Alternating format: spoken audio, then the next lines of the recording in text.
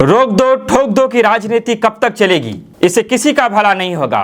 All India मजलिस इत्तेहादुल मुस्लिमीन के सदर barrister Asaduddin Owaisi ने एक प्रोग्राम में अपनी बातों को रखते हुए कहा कि मैंने पहले ही कहा था कि जिस तरह यूपी की सरकार रोक दो ठोक दो की राजनीति चला रहे हैं, जो नियम ला रहे हैं, ये किसी के लिए भी सही नहीं है। कुछ ही दिन पहले की घटना है, आपने सुना होगा कि कोर्ट परिसर के बाहर वकील के भेष में आकर कुछ गुंडे किसी कैदी को गोली मार देते हैं। इसी पर बात रखते हुए असदुद्दीन अवैसी ने कहा कि मैंने पहले ही कहा था कि रोक दो ठोक दो की राजनीति से किसी का भला होने वाला नहीं है। उन्होंने कहा कि आज वो लोग कहां छुप गए हैं जो इनकाउंटर के पक्ष में बात कर रहे थे, आज वो लोग कहां चले गए हैं जो अतीक अहमद की मौत पर जश्न मना रहे थे।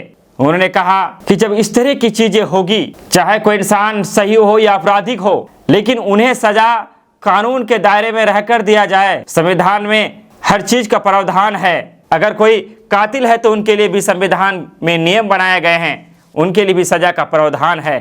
जैसा जुर्म है वैसी सजा संविधान ने बनाया है, तो फिर हम अपने हाथों में कानून क्यों लेते हैं? फिर इस तरह की चीजें बार बार हमारे नजरों के सामने क्यों आता है? क्यों हमारे कानून की धज्जियां उड़ाई जाती है?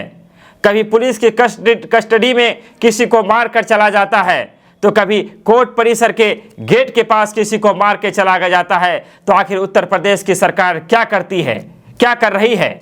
अगर उत्तर प्रदेश सरकार से प्रदेश नहीं संभाल रहा है तो इस्तीफा क्यों नहीं दे देते? आज जो लोग कहते हैं मिट्टी में मिलाने की बात कर रहे थे, तो किसी को मिट्टी में मिला पाए या नहीं पाए, लेकिन ये बात तो सही है कि राज्य की कानून व्यवस्था को मिट्टी में मिला दिया गया है। आज जिस तरह से उत्तर प्रदेश में जंगल राज की स्थिति उत्पन्न हो रही है, क्या आप बता पाएंगे इसके लिए जिम्मेदार कौन है? असदुद्दीन अवैसी यहीं पर नहीं रोके, उन्होंने केंद्र सरकार पर भी तीखा हमला किया।